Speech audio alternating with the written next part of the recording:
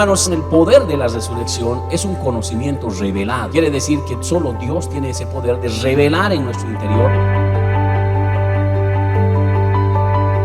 para que podamos vivir. Esa es la idea. Porque cuando el conocimiento de la resurrección de nuestro Señor Jesucristo no está claro en nuestra vida, no le damos valor a las cosas de Dios. Esa es una de las características.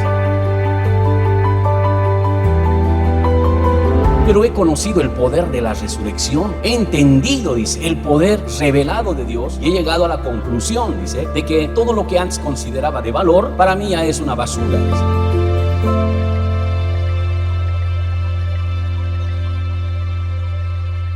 Filipenses capítulo 3, versículos 7 al 10. Pero cuántas cosas eran para mí ganancia, las he estimado como pérdida por amor de Cristo, y ciertamente aún estimo todas las cosas como pérdida por la excelencia del conocimiento de Cristo, Jesús mi Señor, por amor del cual, dice, lo he perdido todo y lo tengo por basura para ganar a Cristo, el ser hallado en Él, no teniendo mi propia justicia, que es por la ley, sino la que es por la fe de Cristo, la justicia que es de Dios por la fe, a fin de conocerle y el poder de su resurrección y la participación de sus padecimientos, llegando a ser semejantes a Él en su muerte. En otra versión, esta palabra dice, pero gracias a lo que Cristo hizo por mí, ahora pienso que no vale la pena todo lo que antes consideré de valor. Todo eso lo he dejado a un lado y lo considero basura, con tal que llegue a conocer a bien a Cristo, pues no hay mejor conocimiento, y quiero que Dios me acepte, no por haber obedecido la ley, sino por confiar en Cristo, pues así como Dios quiere aceptarnos,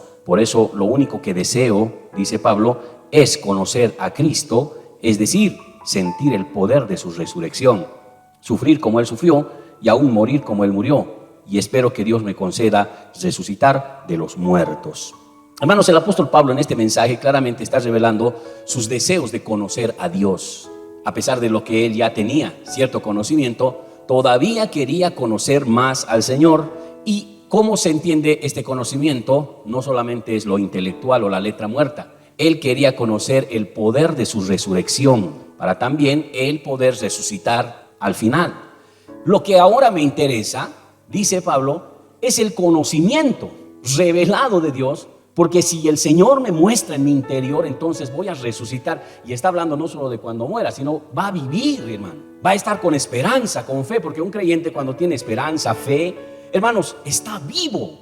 Sirve a Dios, ora, se desespera, busca la presencia de Dios, está con el deseo de poder ser agradecido con Dios a través del servicio. La única manera de agradecer a Dios es el servicio.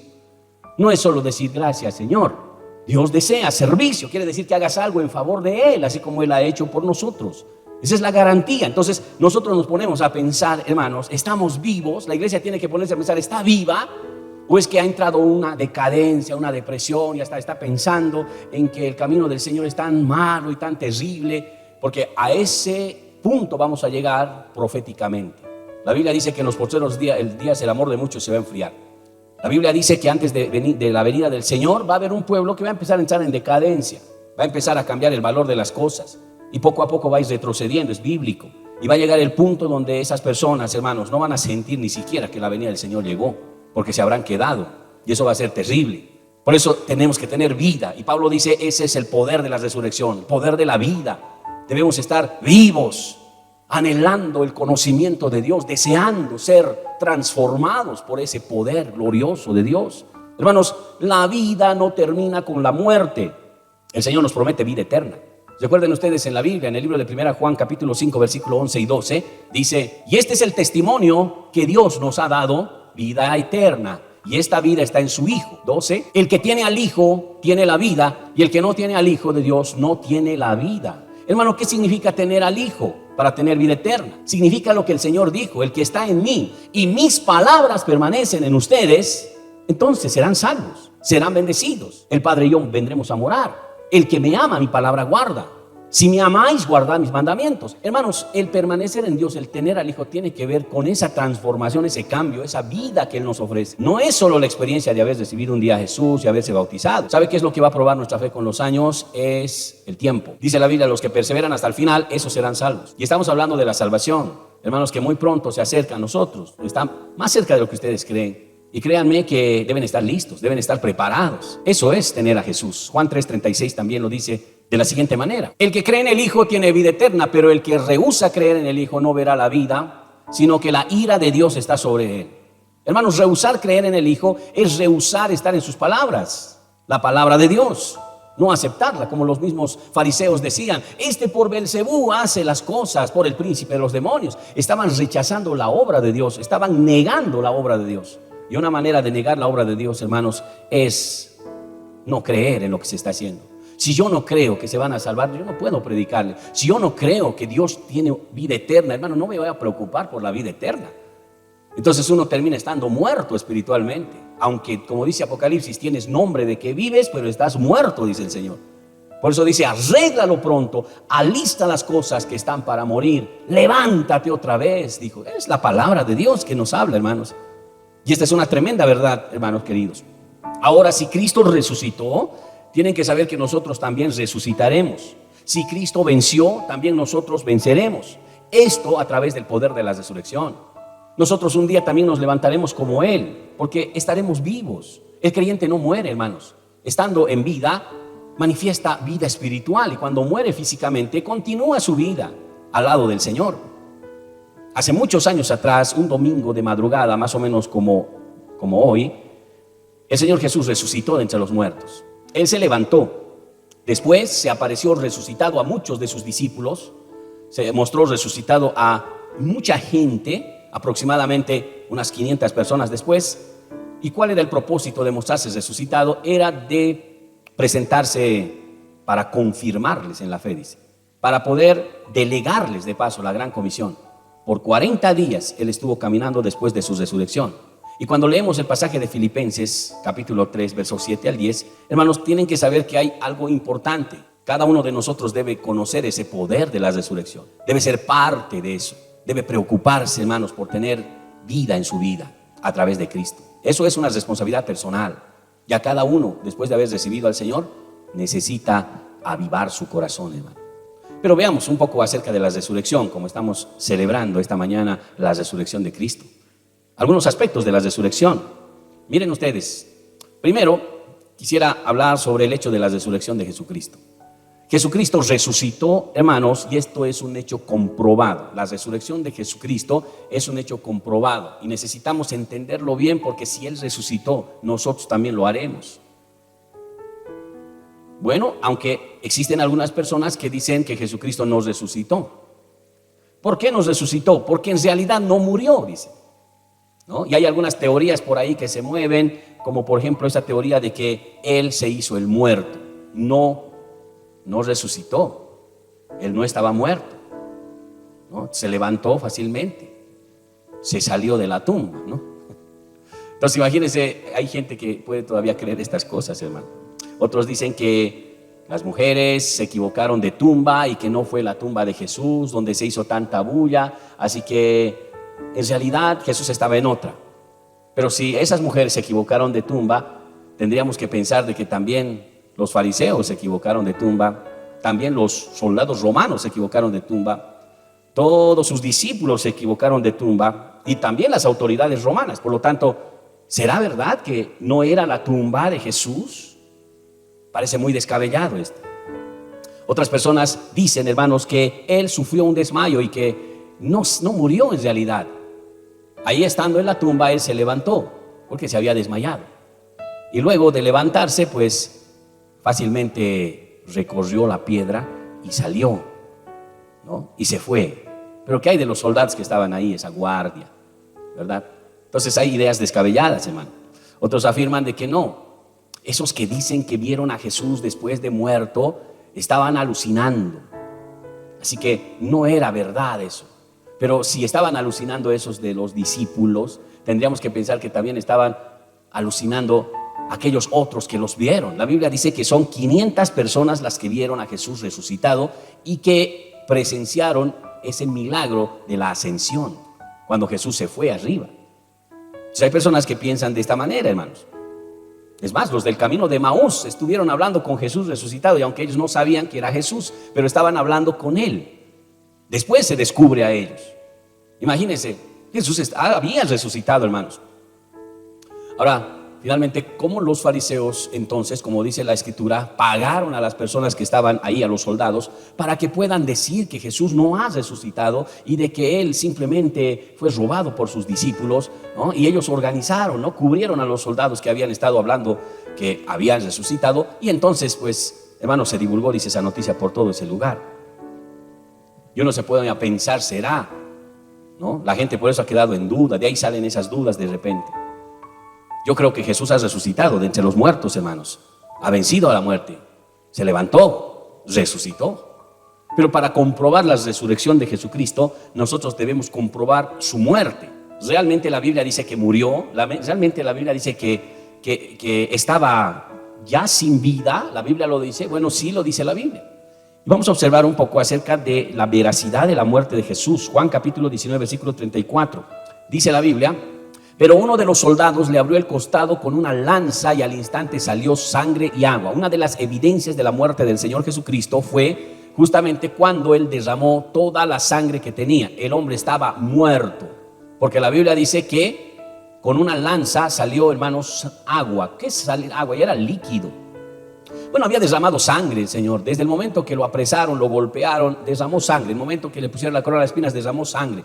Cuando le clavaron en la cruz, estaba derramando sangre.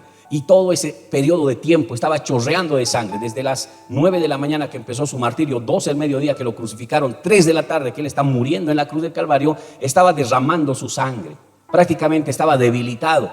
No tenía más sangre. Cuando el soldado romano le da con la lanza, dice que sale también agua. Después de salir sangre, prácticamente había derramado la última gota de sangre nuestro Señor. Y hermanos, una persona sin sangre está muerta, ¿no? Una evidencia de que el Señor Jesucristo realmente murió. Juan capítulo 19, versículo 32, por favor, y 33. En segundo lugar, hermanos, la Biblia dice acerca de la evidencia de su muerte: vinieron pues los soldados y quebraron las piernas al primero y asimismo al otro que había sido crucificado con él. Es decir, que había otros que habían sido crucificados. Y a ellos les rompían las piernas. Pero dice el versículo 33: mas cuando llegaron a Jesús, como le vieron ya muerto, no le quebraron las piernas. Y esto es para cumplir una profecía que dice en el libro de los Salmos, que no se le iba a tocar el cuerpo, ni siquiera iba a romperse un hueso. Eso estaba profetizado. ¿Por qué les rompían las piernas? Porque estaban agonizando los otros. Bueno, a los otros los habían crucificado, no los habían flagelado como a Jesús. Simplemente tenían que estar padeciendo ahí por muchas horas. Y aún así, ellos estaban agonizando porque estaban con los brazos extendidos, con una dificultad de respirar, ¿no? Suspendidos hacia abajo. Era una tortura, en realidad, esa cruz. Pero cuando ya llegó, imagínense, tarde, las 6 de la tarde, dijeron, claro, Jesús se había muerto a las 3 de la tarde. Estaba 3 horas más muerto allí. Y entonces dijeron, bueno, el día de reposo va a venir, no queremos que sea un mal precedente, hay que bajarlos ya, ¿no? Para que no nos alcance. Y entonces empezaron y dijeron, bueno, a ver, el primero está agonizando más o menos. El momento de quebrarle las piernas, todo su cuerpo descendía hacia abajo, entonces automáticamente moría por asfixia. Y entonces dice que lo hicieron con uno, lo hicieron con el otro, pero cuando llegaron a Jesús, miren esa parte, más cuando llegaron a Jesús, ¿verdad? Era su turno, hermano. Y entonces no era necesario romperle las piernas. Imagínense, 3 horas muerto ahí en la cruz. Y entonces dijeron, este ya está a las últimas. Y este es un testimonio de los soldados romanos, hermano. Él estaba completamente muerto. Marcos 15, 44 y 45. En tercer lugar, había algunos testimonios sobre su muerte que se habían manejado en ese tiempo. ¿Qué dice Marcos 15, 44? Pilato se sorprendió de que ya hubiese muerto. Y haciendo venir al centurión, le preguntó si estaba muerto. Es la autoridad máxima. Dice, e informado por el centurión, dice, dio el cuerpo a José. O sea, ¿qué le dijo el centurión? Sí está muerto, porque había solicitado el cuerpo José de Arimatea, un hombre rico que quería llevarse el cuerpo de Jesús juntamente con Nicodemo, ¿verdad? Eran hombres ilustres, pero se habían convertido con la muerte del Señor. Ya no les daba vergüenza y comenzaron a solicitar el cuerpo del Señor. Y entonces Pilato dice a los soldados, ¿está muerto? Y los soldados romanos afirmativamente les responden, y entonces él ordena, entonces bájenlo y denle el cuerpo a José. Marcos 15, 46, siga. Dice, el cual compró una sábana, quitándole lo envolvió en la sábana a Jesús, que ya estaba muerto, y lo puso en un sepulcro que estaba cavado en una peña. e hizo rodar una piedra en la entrada del sepulcro. Era una piedra de por lo menos 1 tonelada, mínimamente de peso, que nadie podía mover, hermano. Tenía que usarse de mucha fuerza y muchos hombres para mover esa piedra, pero allí fue enterrado Jesús, digamos, fue puesto y pusieron la roca ahí, ¿verdad? Entonces, ¿quién iba a entrar y salir? ¿Cómo iba a pasar todo eso? Hermanos, cuando entró allí, ya estaba muerto, ya estaba embalsamado. Ahí dice que le pusieron unas sábanas. Es como en este tiempo que lo revisan para ver que está muerto, le ponen formol, le empiezan a hacer algunos trabajos ahí, ¿verdad? Entonces, así pasaba en ese tiempo. Podíamos decir médicamente que Jesús realmente estaba muerto, porque no puede ser que un hombre todavía esté con vida después de haber pasado todo ese suplicio que el Señor pasó, estando mucho tiempo allá en la cruz. Entonces queda evidenciado, hermanos, y no hay duda, por la misma escritura, que Jesús realmente estaba muerto, humanamente estaba muerto. Ahora, si Jesús estaba muerto, hermanos, entonces Él resucitó. Y si nosotros entendemos que la resurrección de Cristo es una realidad, podemos decir que sí, también nosotros podemos resucitar, porque podemos decir que Él venció a la muerte, hermanos. Vaya conmigo a Juan capítulo 20 versículo 1. Dice: el primer día de la semana, María Magdalena fue de mañana siendo aún oscuro al sepulcro y vio quitada la piedra del sepulcro. Bueno, ya estaba removida la piedra. Dice después, entonces corrió y fue a Simón Pedro y al otro discípulo que a él que amaba a Jesús, ¿no? Es decir, Juan, y le dijo: se han llevado del sepulcro al Señor y no sabemos dónde le han puesto. Y salieron Pedro y el otro discípulo y fueron al sepulcro. Corrían los dos juntos, pero el otro discípulo corrió más deprisa que Pedro, llegó primero al sepulcro y bajándose a mirar, vio los lienzos puestos allí, pero no entró. Luego llegó Simón Pedro tras él y entró en el sepulcro y vio los lienzos puestos allí, y el sudario que estaba sobre la cabeza de Jesús, no puesto con los lienzos, sino enrollado en un lugar aparte. El 8 dice: entonces entró también el otro discípulo que había venido primero al sepulcro y vio y creyó, dice, porque aún no habían entendido la escritura que era necesario que Él resucite de los muertos. Y volvieron los discípulos a los suyos. Miren, no entendieron que Jesús tenía que resucitar, a pesar de que Él había dicho anticipadamente de que es necesario que el Hijo del Hombre sea entregado en manos de los pecadores, pero que al tercer día resucitaría. Él se lo dijo. Pero a veces nos pasa, escuchamos la palabra y no la entendemos. Hay personas que dicen: yo no entiendo la palabra de Dios, dicen. No, es que el problema no está en el predicador, el problema está en tu vida espiritual. Necesitas poner atención. El Espíritu Santo te va a ministrar la palabra cuando tienes reverencia a la palabra. Si no hay reverencia a la palabra, hermanos, difícilmente lo vas a entender. Va a ser ¿cómo se diría? No sé, va a ser como chino, ¿verdad? Y eso no es la cosa, hermano. Aquí tenemos que aprender a ser reverentes a la palabra. El Espíritu nos ministra, nos habla al corazón y nos hace vivir. La palabra de Dios trae vida, hermanos. Miren ustedes, Él estaba allí. Dice el versículo 11: pero María estaba fuera llorando junto al sepulcro, y mientras lloraba se inclinó para mirar dentro del sepulcro. Y vio a 2 ángeles con vestiduras blancas que estaban sentados, el uno a la cabecera y el otro a los pies, donde el cuerpo de Jesús había sido puesto. Y le dijo: mujer, ¿por qué lloras? Le dijo: porque se han llevado a mi Señor y no sé dónde le han puesto. Y cuando había dicho esto, se volvió y vio a Jesús que estaba allí, mas no sabía que era Jesús, que en él ya estaba vivo. Jesús le dijo: mujer, ¿por qué lloras? ¿A quién buscas? Ella, pensando que era el hortelano, le dijo: Señor, si tú lo has llevado, dime dónde lo has puesto y yo lo llevaré.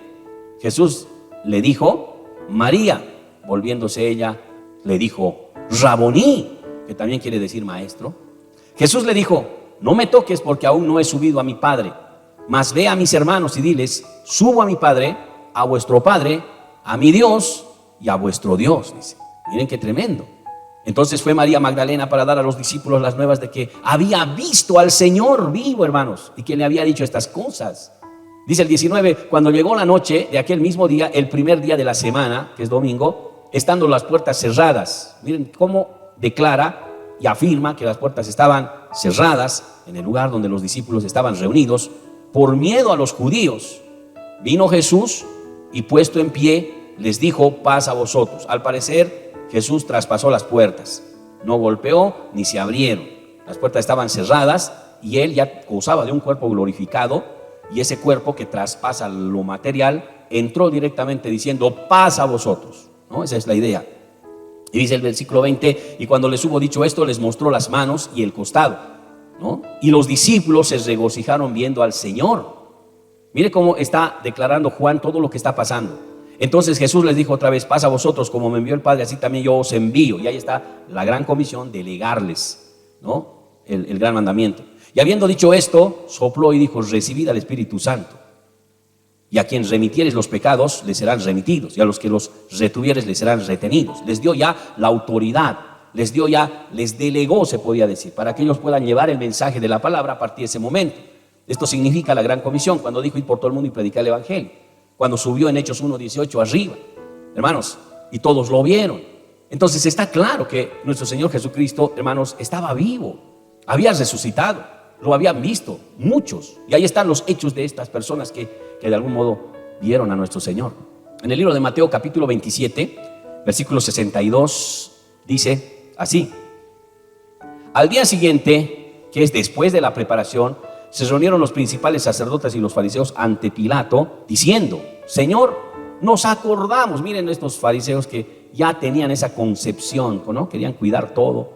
Nos acordamos que aquel engañador dijo: viviendo aún, después de 3 días resucitaré. Manda pues que se asegure el sepulcro hasta el tercer día, no sea que vengan sus discípulos de noche y lo hurten y digan al pueblo: resucitó de entre los muertos, y será el postrer error peor que el primero. ¿Qué hace Pilato? Les dijo: ahí tenéis una guardia, id y asegurarlo como sabéis. Entonces ellos fueron y aseguraron el sepulcro, sellando la piedra y poniendo la guardia. Este fue su fin, hermano. Ellos intentando cuidar que el Señor no resucite, pensando que ese sello y esa guardia iban a detener lo que iba a pasar. Yo no sé si los fariseos estaban creyendo que realmente iba a resucitar, o eran sinceros al decir: cuidado, se los roben. Bueno, eso no importa, pero lo importante fue que ellos enviaron una guardia allá, y estamos hablando de muchos soldados. Una guardia comprende tal vez una compañía de soldados, y estaban ahí por orden de Pilato.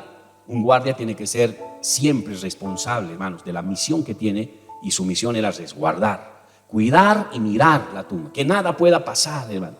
No vaya a ser que los discípulos vengan y estos mismos luego se contradicen, hermanos, ¿verdad? Si va al capítulo 28, versículo 4, dice: y de miedo de él los guardias temblaron y se quedaron como muertos. Y esto es cuando el Señor Jesucristo está saliendo. Dice que hay un terremoto, y cuando estos ven, dice la palabra, que se quedan realmente asustados, hermano, porque está pasando algo sobrenatural. Se rompe el sello, se mueve la piedra, una luz resplandeciente. Ellos empiezan a sentir pavor. Por eso dice: y les dio miedo, temblaban, hermanos, ¿verdad? Tremendo esto.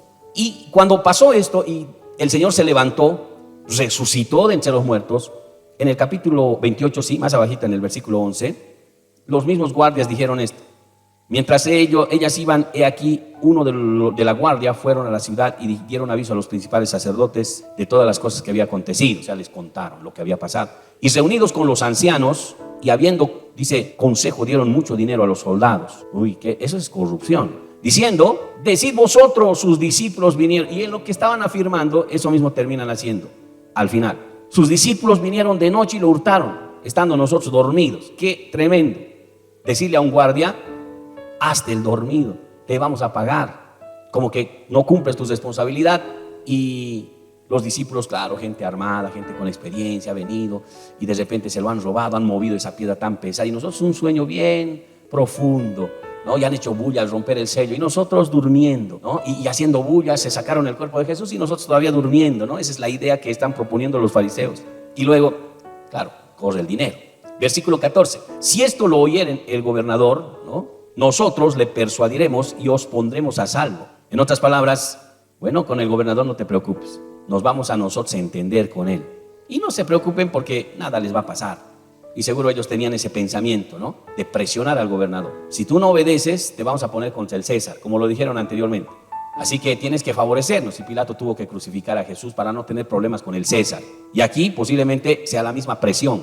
Y bueno, no pasó nada, así ocurrió como ellos lo dijeron. Y dice el versículo 15: y ellos, tomando el dinero, hicieron como les había instruido.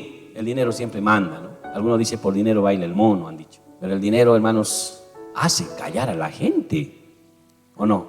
Entonces los guardias agarraron y se lo llevaron. Y este dicho se ha divulgado entre los judíos hasta el día de hoy. ¿Qué dicho? Los discípulos se los robaron, ¿no? Hasta el día de hoy, dice, hermano. No sé cuántos creen esto todavía.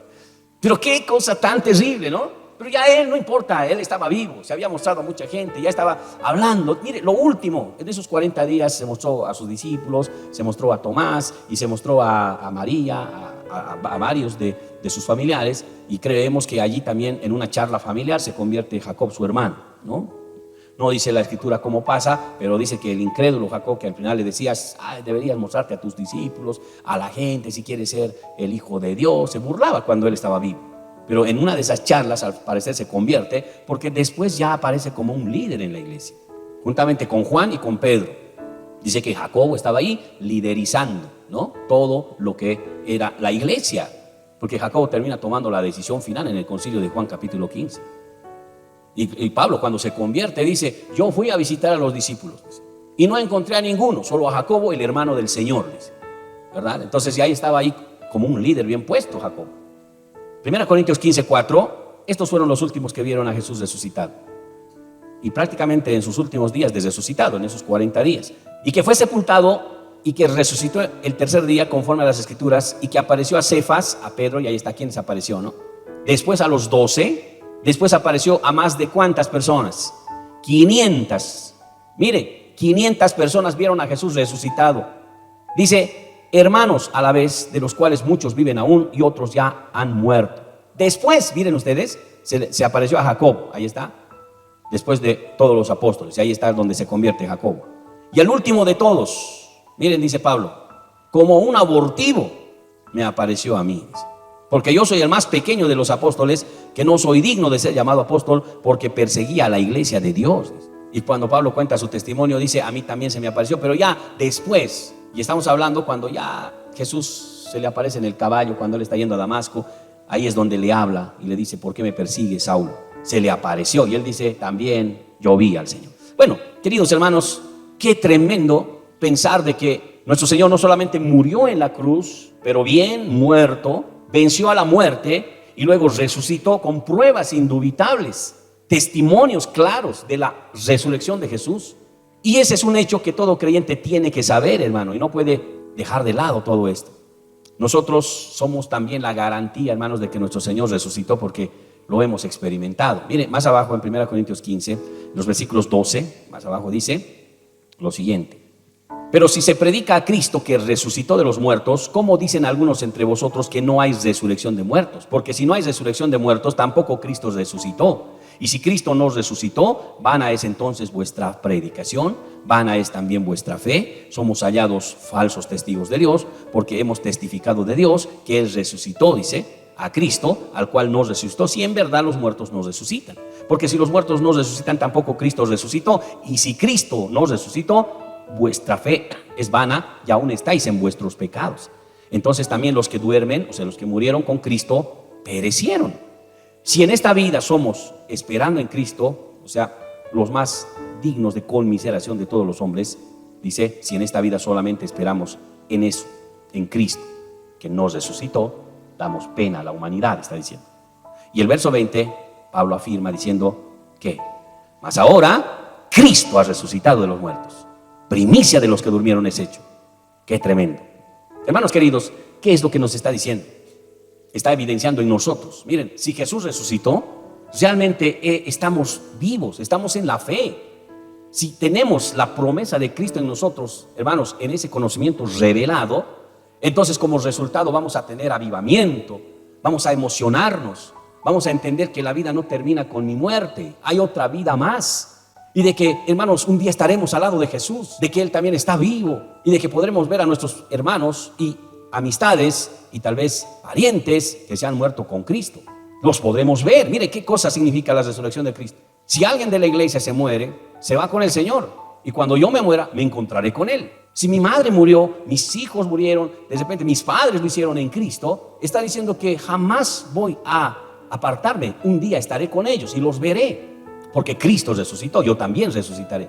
Hermanos queridos, si Jesucristo no hubiera resucitado, ese es el problema. Dice: ustedes están engañándose, sin motivos se están consagrando. Su fe es vana, no tiene sentido si Jesús no hubiera resucitado. Por eso toda la fe cristiana descansa en la creencia de la resurrección de Cristo. Toda la fe cristiana descansa sobre esa doctrina. Y si las personas no lo creen, hermanos, Solamente serán religiosos, como ir a misa y cumplir e irse a casa, pero no serán salvos, porque este conocimiento es revelado por el Espíritu. Oh, Jesús resucitó, Pablo dice en el versículo 20, primicia de los que durmieron. Es un gozo, una alegría. Entonces nuestra fe no es vana, nuestra creencia no es engañadora. Y dice que los que estamos predicando, hermanos, si Cristo nos resucitó, seríamos unos engañadores, hermano, falsos maestros, ¿verdad? Estaríamos engañando a la gente, como el mundo cree, ¿verdad? Esos predicadores engañan a la gente, dice. Hermano, nadie engaña a nadie, porque Jesucristo sí resucitó, hermano. Y la palabra que se predica es verdadera, hermano. Solo que usted tiene que creerla. Y eso es lo que pasa. Predicamos al mundo, unos cuantos creen y otros no creen. Predicamos a las naciones, a la gente, y usted sabe eso, porque cuando le habla del Señor a alguien, de repente alguien le acepta y recibe. Pero hay otros que le dicen, no me moleste, si quieren, hermano, rechazarlo. Eso es lo que pasa. Pero no se puede desanimar, porque Cristo resucitó y lo que estamos haciendo es real. Y lo último, dice que Cristo sí resucitó, por eso tenemos vida. Si Cristo no hubiera resucitado, hermanos, estaríamos todavía en nuestros pecados. No habría cambio, no habría, digamos, esa transición de antes de Cristo y después de Cristo en nosotros. Seguiríamos en la bebida, en el alcohol, en las drogas o en la mala conducta. Y ustedes saben muy bien de que ustedes han tenido esa experiencia, muchos lo han tenido. Sus vidas anteriores han visto su realidad, luego han aceptado a Jesús como Señor y Salvador y las cosas han cambiado. En mi vida yo lo he experimentado también.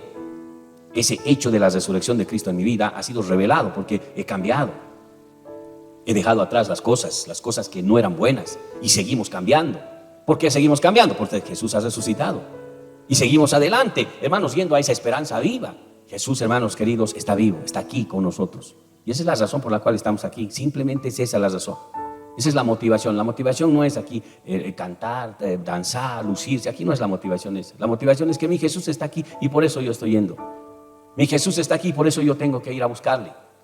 Por eso oro de madrugada, por eso trato de cambiar mi testimonio, porque hay una esperanza, me muero y Jesús, me voy con Jesús. Entonces aquí yo tengo que obedecer la palabra, no dejando de congregarse como algunos tienen por costumbre, sino exhortándose más cuanto veáis que aquel día se acerca. Hermanos, obedecemos la palabra, empezamos a rechazar las tentaciones de la vida. ¿Por qué razón? Porque amamos a Jesús. Jesús está vivo, tiene una esperanza y por eso venimos, por eso servimos, por eso nos esforzamos, tenemos esperanza, estamos vivos. Es lo único que importa. Hermanos, cuando Él venga por segunda vez, Él va a confirmar esta verdad. Y tengo que decirle algo, sí hemos cambiado. Y estamos cambiando para más. Precisamente porque Él nos ha cambiado a cada uno de nosotros. Y creo en mi corazón que esto no debe parar ahí. Debemos continuar buscando al Señor. Queridos hermanos, vamos a terminar ahí esta palabra.